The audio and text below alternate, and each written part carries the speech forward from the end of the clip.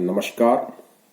मैं डॉक्टर भरतलाल मीना, सहायक आचार्य राजनीति विज्ञान विभाग, बाबू सोबाराम राजकीय कला महाविद्यालय अलवर। आज की कक्षा है बीए पार्ट सेकेंड ईयर, भारतीय राजनीतिक व्यवस्था। टॉपिक है भारतीय संघीय व्यवस्था की प्रकृति। विद्यार्थियों, संघीय व्यवस्था दो प्रकार से अस्तित्व में आती है। पहली व्यवस्था में संघों का निर्माण स्वतंत्र राज्यों द्वारा किया जाता है, जो सामान्य सुरक्षात्मक, राजनीतिक तथा आर्थिक उद्देश्यों को पारस्परिक सहयोग द्वारा प्राप्त करना चाहते हैं। ऐसी व्यवस्था अमेरिका में है। दूसरी व्यवस्था के अंतर्गत केंद्रीय सरकार द्वारा प्रांतों को स्वायत्तता प्रदान कर दी जाती है, जिससे एकात्मक व्यवस्था संघात्मक व्यवस्था में परिवर्तित हो जाती है। ऐसी संघीय व्यवस्था का उदाहरण हमें कनाडा में देखने को मिलता है। जहां तक भारतीय संघीय व्यवस्था की प्रकृति की बात है, तो भारतीय संघीय व्यवस्था इस रूप में एक विशिष्ट व्यवस्था है। यद्यपि संविधान द्वारा संघ राज्य की स्थापना की गई है, तथापि हमने संविधान के अंदर फेडरेशन शब्द का प्रयोग नहीं किया है।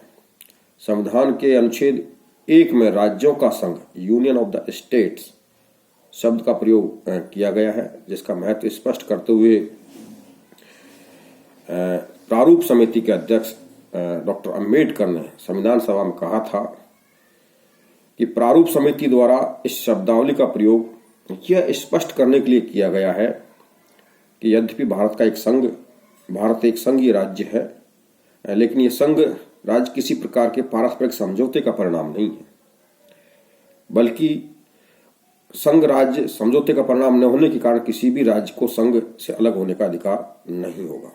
तो इसका मतलब यह है कि संघीय प्रावधानों के अनुसार भारत का संघ कोई ऐसा संघ नहीं है कि राज्यों ने पारस्परिक समझौता करके कोई संघ बनाया हो।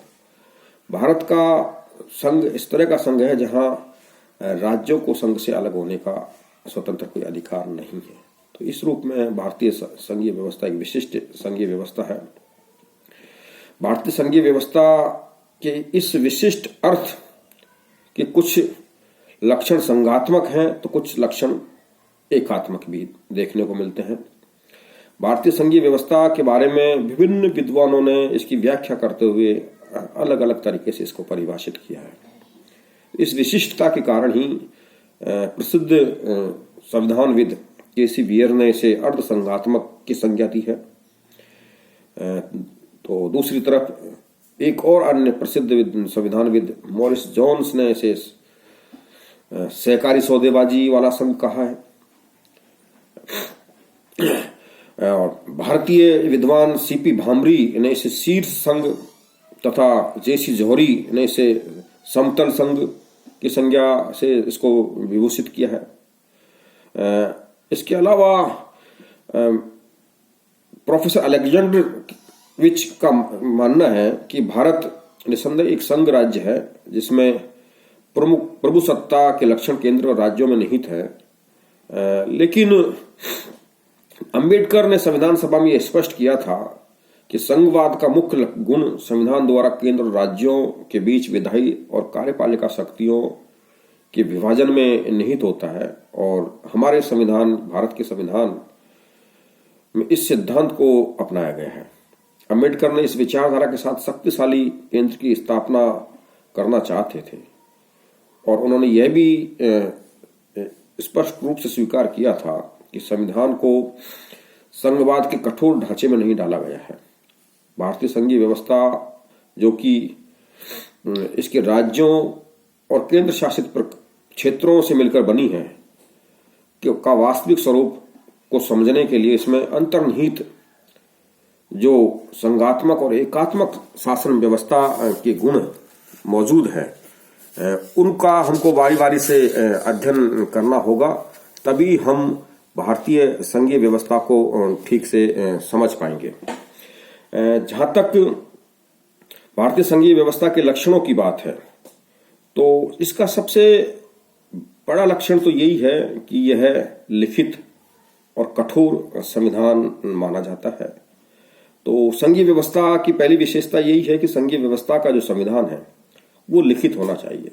उस लिखित संविधान में संघ सरकार और राज्य सरकारों के विशेषाधिकारों का स्पष्ट तौर पर उल्लेख किया जाता है और इस नाते भारत का संविधान में इतनी विस्तृत आधार पर संघ सरकार और राज्य सरकार की शक्तियों का उल्लेख किया है कि ये विश्व का सबसे बड़ा संविधान माना गया है।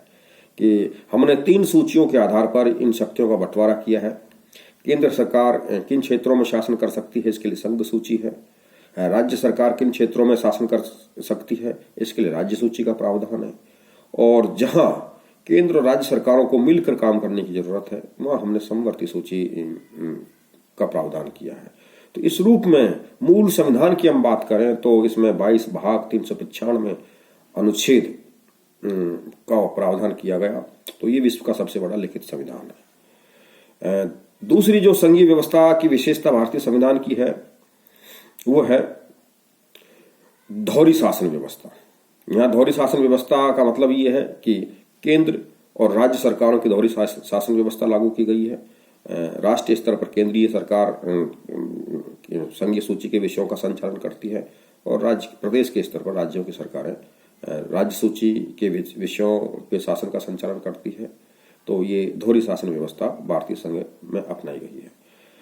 संघ राज्यों में शक्तियों का विभाजन, जैसा कि हमने पहले भी कहा कि भारतीय संघीय व्यवस्था में शक्तियों का विभाजन केंद्र और राज्यों के बीच में किया गया है। तो वो शक्तियों का विभाजन जो है सूचियों के आधार पर किया। संघ सूची, राज्य सूची और समवर्ती सूची के आधार पर केंद्र और राज्यों की शक्तियों को स्पष्ट कर दिया गया है। जो राष्ट्रीय स्तर के विषय हैं, अंतर्राष्ट्रीय स्तर के विषय हैं, उनको हमने केंद्रीय सूची में डाला है जहां संसद कानून बनाएगी और केंद्र सरकार उनका संचालन करेगी। जो प्रांतीय महत्व के विषय हैं उन पर राज्यों की विधानसभाएं कानून बनाएंगी और राज्यों की सरकार उनका संचालन करेंगे।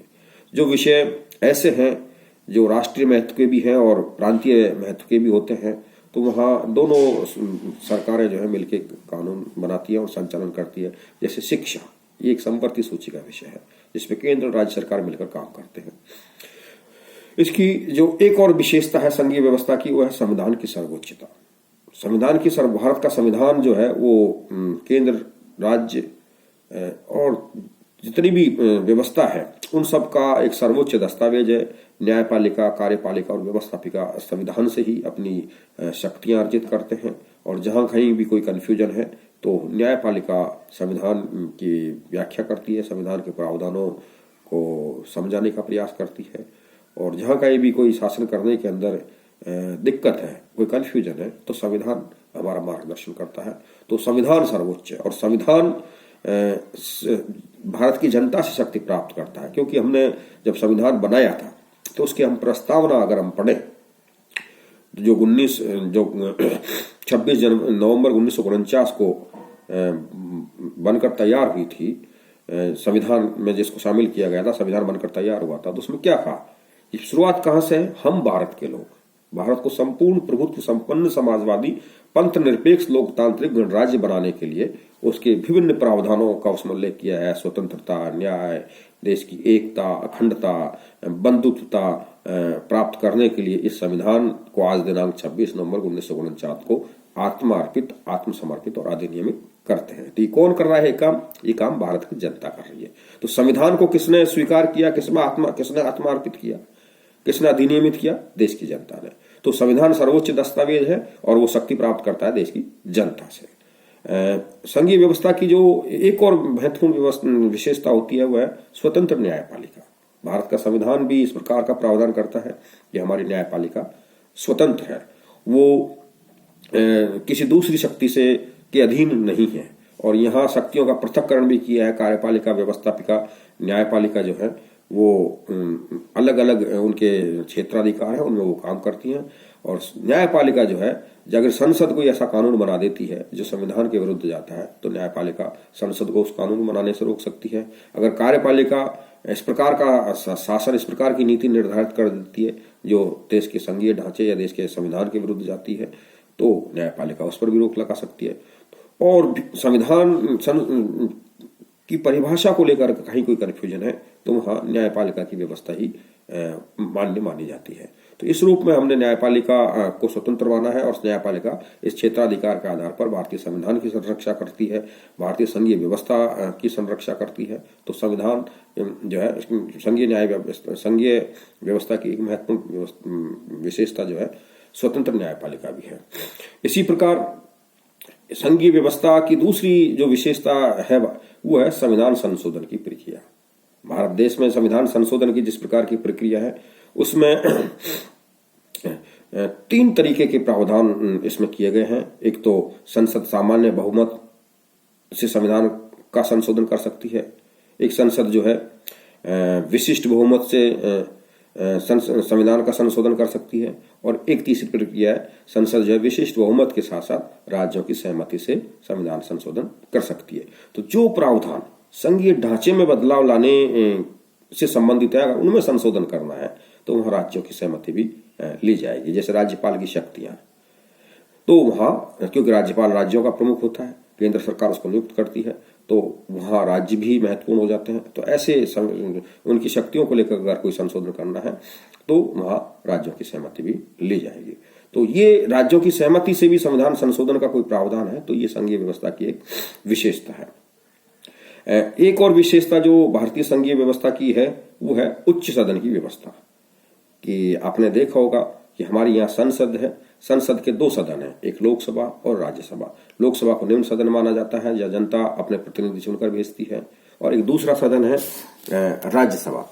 राज्यसभा की विशेषता यह है कि इसमें जो जनता अपने प्रतिनिधि चुनकर नहीं भेजती है, बल्कि विभिन्न जो प्रांत हैं भारत के, वो अपनी विधानसभाओं के प्रतिनिधियों के माध्यम से राज्य का प्रतिनिधि चुनकर भेजते हैं। तो जैसे राजस्थान की हम बात करें तो राजस्थान में राज्यसभा की 10 सीटें राज्यसभा के लिए प्रावधान है, तो वो राजस्थान की विधानसभा उन 10 प्रतिनिधियों को चुन के भेजेगी, और वो 10 प्रतिनिधि जो है पूरे राजस्थान के प्रतिनिधि कहलाएंगे, न कि वो कोई विशिष्ट लोग क्षेत्र विशेष के।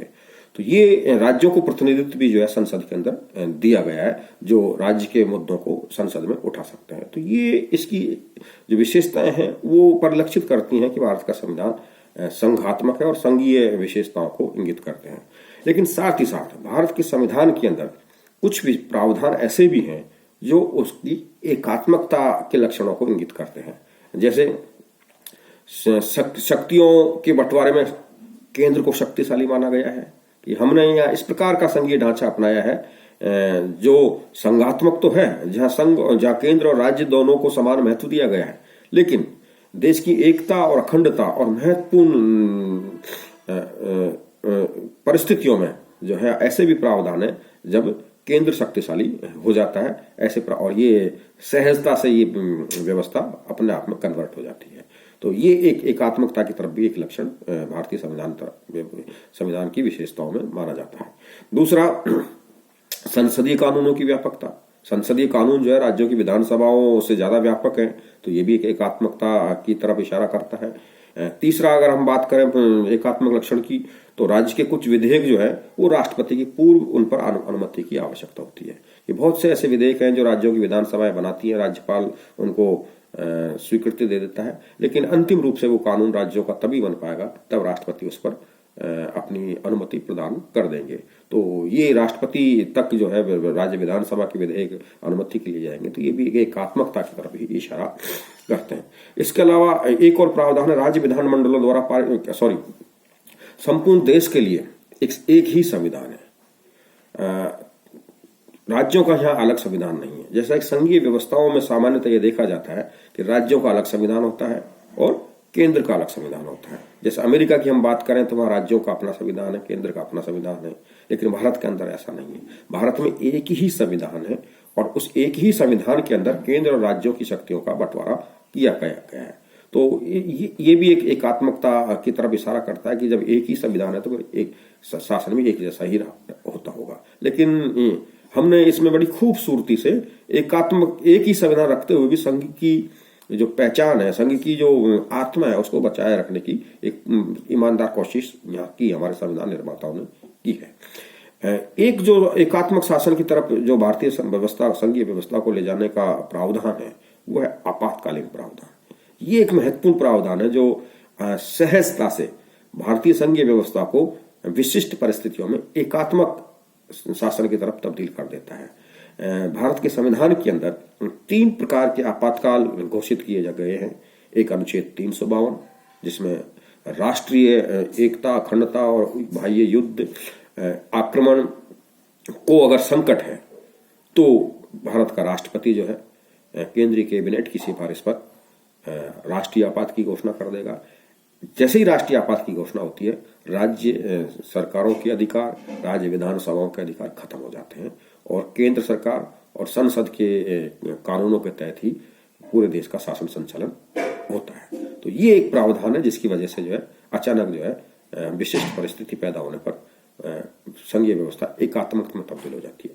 दूसरा जो प्रावधान है आपातकाल का, वह अनुच्छेद 356 के तहत, जिसको हम बोलते हैं जिसका इस्तेमाल राज्यों में राष्ट्रपति शासन लगाने के लिए किया जाता है। और ये एक विवादित भी अनुच्छेद रहा है क्योंकि इसका दुरुपयोग भी होता रहा है राजनीतिक कारणों से।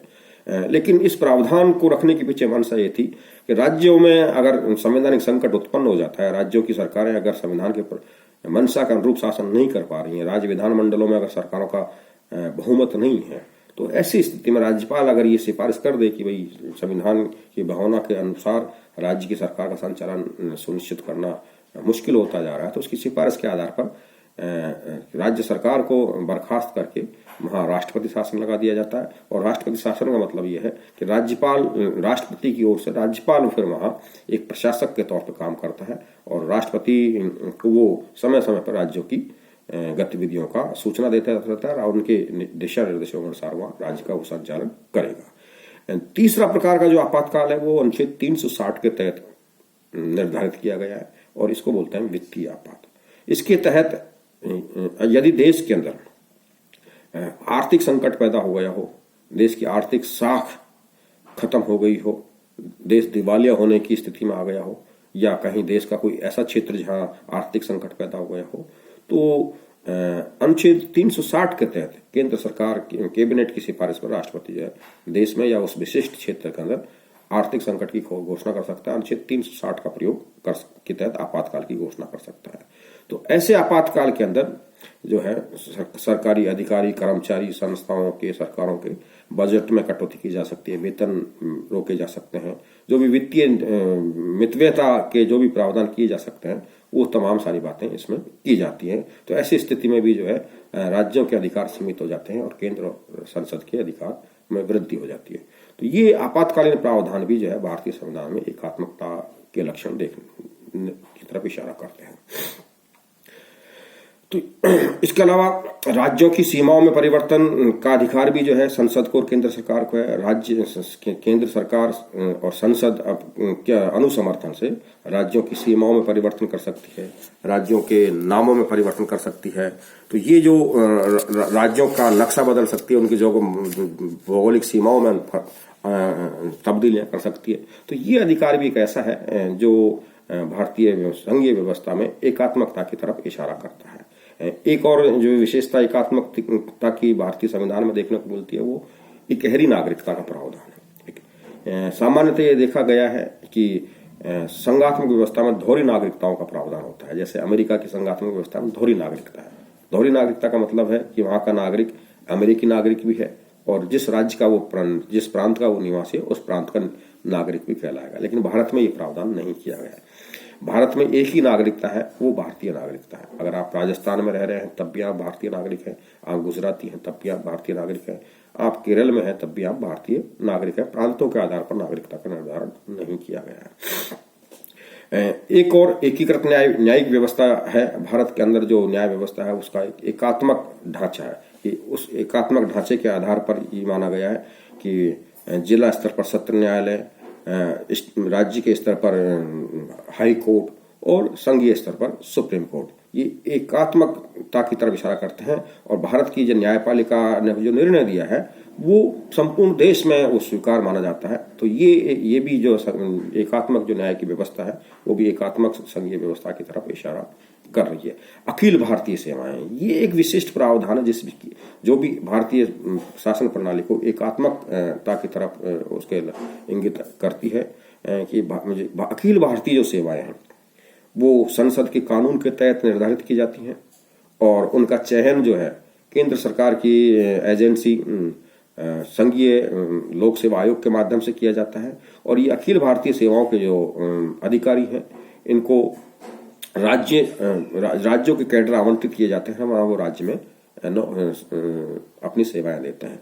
तो इनकी नियुक्ति की एजेंसी जो है वो केंद्र सरकार है, काम ये राज्यों में करते हैं। तो एक तरह से ये माना जाता है कि ये केंद्र सरकार के एजेंट के रूप में या केंद्र सरकार के प्रतिनिधि के रूप में राज्यों के अंदर सेवाएं देते हैं।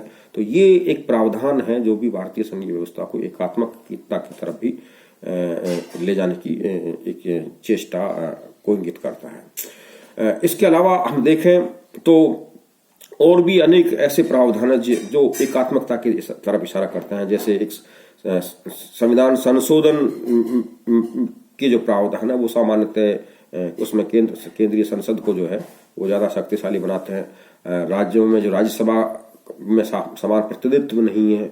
इसके अलावा क्षेत्रीय परिषदें, अंतर्राज्यीय परिषदें हैं जो है वो भी इसी तरफ इशारा करती हैं। राज्यपाल केंद्र सरकार के एजेंट के रूप में, प्रतिनिधि के रूप में काम करता है।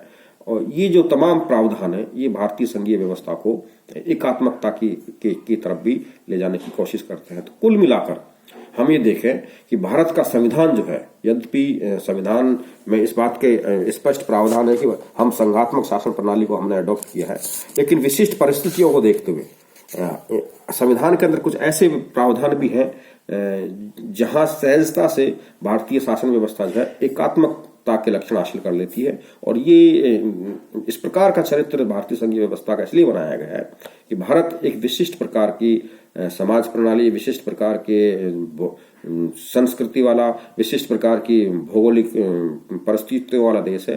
तो यहाँ एक ही कानून से, एक ही तौर तरीकों से देश का संचालन नहीं किया जा सकता। या अलग अलग क्षेत्रों में अलग अलग प्रावधानों की, अलग अलग नीतियों की जरूरत पड़ती है। और देश की एकता और अखंडता के लिए ये भी जरूरत है कि उन विविधताओं का सम्मान करते हुए हम एक रूप, एकजुट नजर आवे। तो इसलिए उसमें संघात्मक व्यवस्था के लक्षण भी रखे गए हैं और विशिष्ट स्थितियां पैदा होने पर एकात्मक लक्षण भी उसमें रखे गए हैं। और इनका इतनी सहजता के साथ संयोजन किया गया है कि हमें ये लगता ही नहीं है कि इन दोनों व्यवस्थाओं में कहीं कोई टकरार देखने को मिलती है। तो ये कुल मिलाकर एक विशिष्ट प्रकार की संघीय व्यवस्था दुनिया के अंदर भारतीय संघीय व्यवस्था देखी जाती है। आज की कक्षा में हम इतना ही अध्ययन करेंगे। इसके अन्य पक्ष जो है भारतीय संघीय व्यवस्था के, इसका अध्ययन हम आगे की कक्षा में करेंगे। धन्यवाद।